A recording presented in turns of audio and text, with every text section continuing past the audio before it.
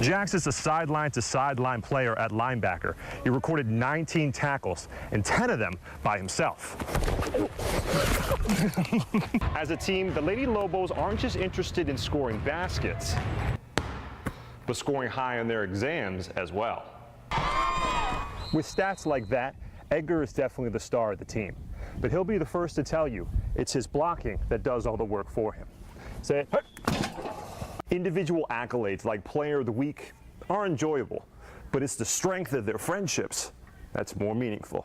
And our own Nick Mantas was at tonight's game and caught up with both teams. Nick, another fantastic clash, and it's sad someone's season had to end tonight.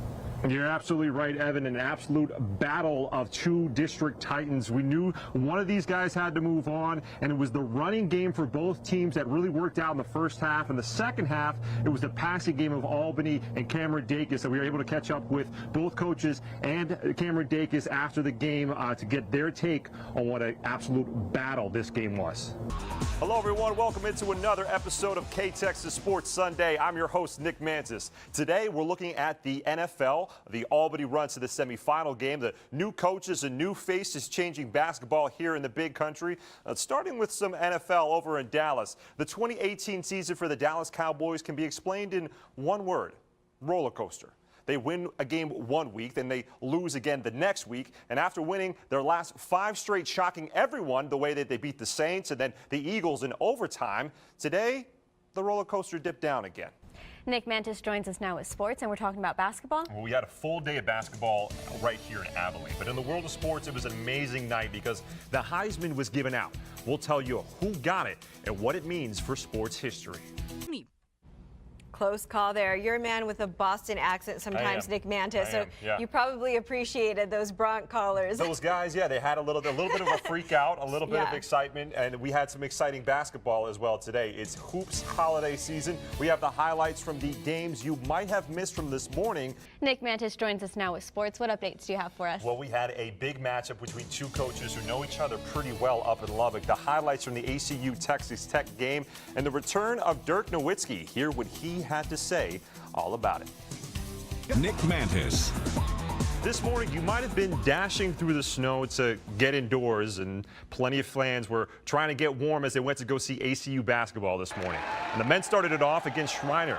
Wildcats already boasting a 9-1 season so far. Quick no-look pass into Hayden Farquhar. He puts it off the glass for 2. High-scoring game for ACU, but it was the defense that stood out as Peyton Riggs almost gets the steal on that one. And we always say feed Farquhar the ball and let him do his thing. That's what he does right here. He'd have 15 points on the day. The band was loving it. They're in their Christmas attire and feeling the spirit.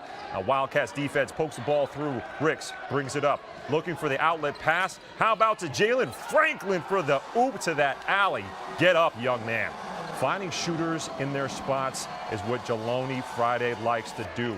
From the corner, Friday knocking down the 3 right here. Cats were way too much for Schreiner as they win it 93-53. Good morning, Big Country. I'm Nick Mantas with your morning sports. The end of the year and the end of the holiday season means it's time for holiday hoops tournaments. The Eula Holiday Classic started yesterday morning, and we didn't want to miss a single dribble. Eula High School hosting 21 other schools in the tournament, starting in the boys division, Eastland and Eula. Pirates' Cade Smith tries to find some space, but he finds Jayton Jones in the corner for the knockdown 3. Pirates would be finding the basket often in this one. The Mavericks looking to respond with one of their own. How about Luke Tinkle? He drains the 3. He was on fire today. Now, Pirates with too much skill as Matthew Booth, he gets the and one and called it out himself while he got it. Eula moves on with the 43-30 win.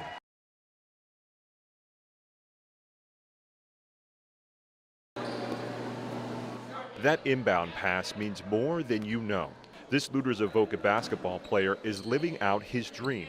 You see, Gavin Roberts is legally blind, deaf in one ear, and mentally challenged. But yesterday, he did what no one expected.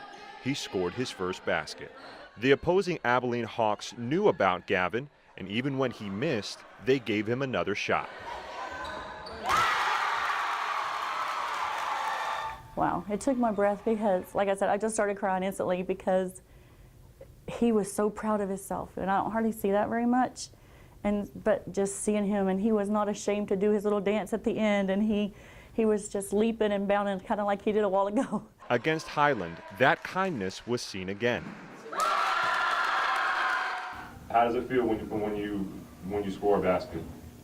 It makes me feel happy. Yeah.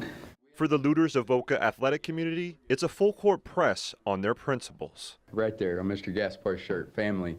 We do that because if you put love and family first, the winning in the team, it'll come.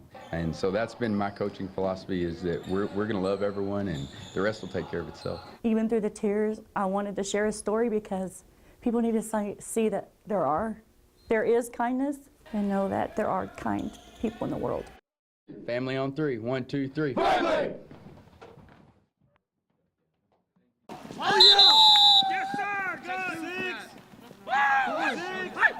You wouldn't know it by attending practice, but this high-energy personality was almost lost to a rare syndrome. On the night of June 15th, the Friday into Father's Day weekend, Stanford's defensive coordinator John Ward started feeling something different. I started feeling some numbness in my fingers, my toes, and so I thought it was just heat exhaustion. I've had it. You know, hey, I'm just lost of electrolytes, so we're okay. Then his symptoms started getting worse and more serious. I couldn't swallow after breakfast. Our team trainer came up to me and said, listen, you need to go to the emergency room. After being treated for heat exhaustion, Coach Ward went home. Still having trouble standing, he wanted to see if he could stand up with the help of his wife and daughter. And I just collapsed.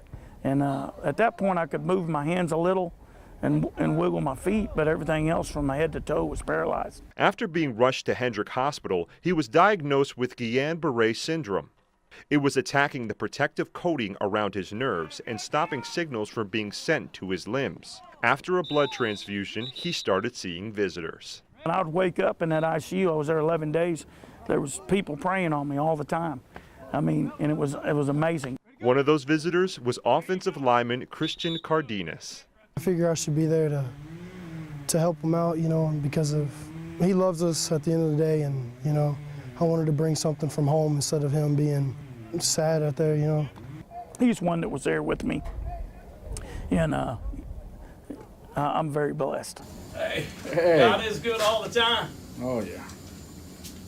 Get it. Isn't he? Oh, yeah. All right. Praise Jesus. Hallelujah. Through a rehabilitation regimen, Coach Ward was back on his feet.